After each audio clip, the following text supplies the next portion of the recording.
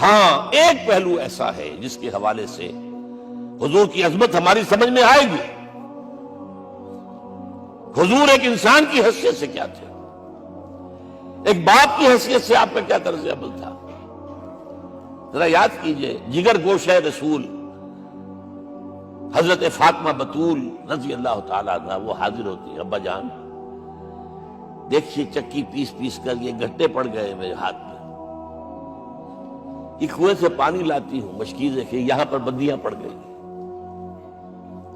حضور اب تو عام لوگوں پر بھی آسانیاں ہیں، لوگوں کے ہاں غلام آ گئے ہیں، کنیزیں آ گئی ہیں، مال و دولت آ گئی ہے، مجھے بھی کوئی غلام کنیز عطا ہو جائے. اور آپ کو معلوم ہے یہ لخت جگر نور چشم محمد کی سب سے پیاری بیٹی صلی اللہ علیہ وسلم، کوئی شک نہیں اس میں، فاطمہ کیا بیتی ہوگی حضور کے قلب پر. لیکن فرمایا کیا بیٹی، یہ دنیا کی چیزیں ہمارے لیے نہیں ہیں، میں تمہیں اس سے بہتر شے دیتا ہوں. تسبیح فاطمہ ہر نماز کے بعد 33 مرتبہ سبحان اللہ، 33 مرتبہ الحمدللہ، 33 مرتبہ اللہ اکبر کہہ لیا تھا. لیکن سوچ لیجئے دل پر کیا گزری ہوگی صلی اللہ علیہ وسلم. حضرت عائشہ سے پوچھئے، حضرت خدیجہ سے پوچھئے حضور کیسے شوہر تھے، آپ سے زیادہ خواتین کے حق میں نرم، گھر کے کام کا جھاڑو دے رہے ہیں، کپڑے جو ہیں بوسیدہ انہیں سی رہے، گھر میں بیٹھے ہوئے یہ کام کرتے تھے. بہرحال ایک بات میں آپ سے عرض کروں، آپ انسان کی جس حیثیت کا بھی ذہن میں تصور کریں گے وہ ساری حیثیتیں محمد میں موجود ہیں صلی اللہ علیہ وسلم. محمد حاکم کی حیثیت سے بھی ہے، محمد سب سالار کی حیثیت سے بھی ہے، محمد قاضی القضات بھی ہے، محمد ہیڈ آف دی اسٹیٹ بھی ہے، محمد بیویوں والے بھی ہیں، اولاد والے بھی ہیں، محمد 5 وقتہ امام بھی ہے، جمعہ کے خطیب بھی ہے، مدرس قرآن بھی ہے، مربی بھی ہے، مزکی بھی ہے، اور ہر میدان میں بلند ترین مقام. کوئی ایسی جامع شخصیت ملے گی؟ ہمارے ہاں تو حال یہ ہے کہ جو خطیب صاحب ہوتے ہیں وہ 5 وقتہ نماز کیسے پڑھا سکتے ہیں، ان کا تو اونچا مقام ہے. 5 وقتہ نماز کے لیے تو علیحدہ چاہیے امام آپ کو، اور وہاں بھی ایک امام سینئر ہوگا وہ عشاء مغرب اور فجر پڑھائے گا، ایک جونیئر ہوگا بیچارہ وہ جو خاموش نماز ہے وہ پڑھائے گا. 5 وقتہ نماز پڑھا رہے ہیں محمد صلی اللہ علیہ وسلم، اور خطیب بھی وہی ہے، مربی بھی وہی ہے، مزکی بھی وہی ہے. ہمارے ہاں جو لوگ تزکیہ نفس کے میدان میں ہیں وہ پھر جماعت کبھی نہیں کراتے، کبھی نہیں دیکھا ہوگا آپ نے کسی صاحب کو کراتے ہوئے. یہ جامعیت جو ہے، جامعیت کبریٰ. میں صرف ایک بات کہا کرتا ہوں، ایک اعتبار سے حضور کا اسوہ نامکمل ہے. آپ مجھے سوء ادب کا مرتکب نہ قرار دے دیں. اسوہ کیا ہے؟ عورت کے لیے اس کی اپنی نسوانی زندگی کے لیے اسوہ آپ میں نہیں ہے. آخر نصف انسانیت ہے، اسے بھی اسوہ چاہیے. یہ ہے جس کی وجہ سے حضور نے شادیاں کی ہیں زیادہ. خواتین کے لیے اسوہ حضور کے ازواج مطہرات ہیں، اور ان میں سب سے بڑھ کر جو بالکل یوں سمجھیے کہ آغاز کے اندر نوجوانی میں آ گئی ہیں حضور کی خدمت میں، نہایت ذہین و فطین. انہوں نے پھر عورت کی زندگی کے لیے حضور کا جو طرز عمل تھا وہ انہوں نے بیان کیا تھا. اس لیے سورہ احزاب کے اندر اس کا تذکرہ ہے، جہاں یہ آتا ہے لقد کان لکم فی رسول اللہ اسوۃ حسنہ، وہیں پر یا نساء النبی لستن کاحد من النساء، اے نبی کی بیویوں تم عام عورتوں کے مانند نہیں ہو، تمہیں تو اسوہ بننا ہے امت کے لیے. اب اس سے اگلا قدم میں بڑھا رہا ہوں آگے، اور اس کے ساتھ جڑ جائے گی تیسری بات. تیسری بات کیا ہے؟ وَنَصَرُوهُ، اس کی مدد کریں صلی اللہ علیہ وسلم. پہلی بات تو یہ نوٹ کیجئے، حضور انتہائی غیور انسان تھے، انتہائی غیور.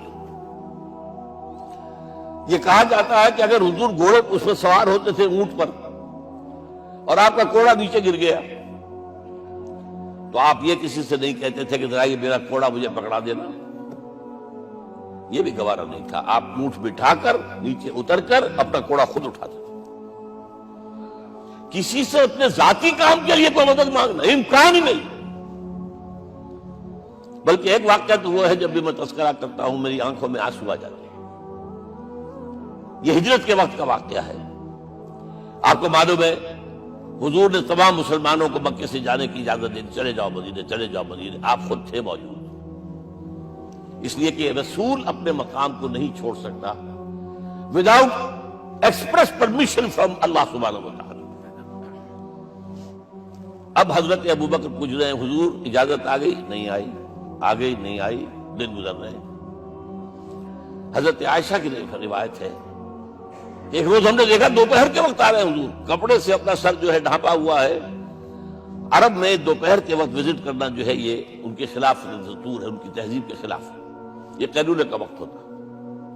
تو حیران ہوئے. آتے ہی فرمایا ابوبکر ہجرت کی اجازت ہو گئی. اب انتہائی خوشی سے اور بڑی امید میں کہ بڑی شاباش ملے گی حضرت ابوبکر فرماتے ہیں، عرض کرتے ہیں حضور میں نے 2 اونٹیاں تیار کر رکھی ہیں، خوب کھلا پلا کے انہیں فرما کیا ہوا ہے، یہ ہجرت میں ہمارے کام آئے گی. حضور تھوڑا سا توقع فرماتے ہیں، پھر کہتے ہیں اچھا ٹھیک ہے، ایک میں استعمال کروں گا لیکن میں اس کی قیمت ادا کروں گا. حضرت ابوبکر رو پڑے. حضور مجھ سے یہ مغایرت، سائے کے طرح کے ساتھ رہنے والا، اس سے یہ مغایرت، ذرا سے اشارے پر اپنی کم سن بیٹی پیش کر دی نکاح کے اندر، اس سے یہ مغایرت. رو پڑے. لیکن حضور کی اپنی غیرت تھی، میں قیمت دوں گا. اب بتائیے مدد کا کے لیے درکار تھی؟ مدد تھی ان کے مشن کے لیے. مشن 2 حصوں میں تھا. اس کو جانیے، آج کچھ علمی باتیں آ رہی ہیں. حضور کے مشن کے 2 حصے، ایک ابتدائی جو تمام انبیاء اور رسول کا تھا، ایک تکمیلی جو صرف محمد کا صلی اللہ علیہ وسلم. ابتدائی کیا ہے؟ اللہ کی طرف دعوت، تبلیغ.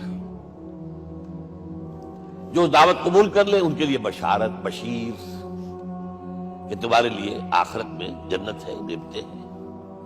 رد کر دے ان کے لیے نذیر، خبردار کرنے والے، جہنم کے لیے تیاری کر لو. داعی اللہ، اللہ کی طرف بلانے والے، سراجا منیرا، روشنی کے چراغ. یہ حیثیتیں مشترک ہیں تمام انبیاء کرام. تمام انبیاء بشیر بھی تھے، نذیر بھی تھے، داعی بھی تھے، سراج منیر بھی تھے. اگرچہ ان تمام حیثیتوں میں بھی حضور کا سب سے اونچا مقام علیحدہ نمایاں ہے، لیکن حیثیتیں بنیادی طور پر مشترک ہیں. ایک حیثیت تکمیلی، اور وہ کیا ہے؟ اے نبی جو دین آپ کو دیا گیا ہے صرف تبلیغ نہیں، صرف تعلیم نہیں، اس کو قائم کر کے دکھاؤ ایک نظام زندگی کی حیثیت سے. 3 مرتبہ قرآن میں یہ الفاظ حضور کے لیے آئے ہیں، هو الذی ارسل رسولہ بالہدی ودین الحق لیظہرہ علی الدین کلہ. 3 دفعہ سورہ توبہ میں یہ الفاظ آئے، سورہ صف میں یہ الفاظ آئے، سورہ فتح میں یہ الفاظ آئے. وہی اللہ جس نے بھیجا ہے اپنے رسول کو صلی اللہ علیہ وسلم، الہدا قرآن حکیم، ہدایت کاملہ، اور نمبر 2 دین حق. یہ 2 چیزیں دے کر بھیجا. کس لیے؟ تاکہ اس دین کو غالب کرے پورے نظام زندگی پر. یہ معاملہ ذرا سوچئے. اور یہ حضور کے لیے 3 دفعہ، اور کسی اور نبی کے لیے 1 دفعہ بھی نہیں. قرآن مجید کے اس نقطے کو ذہن نشین کر لیجیے.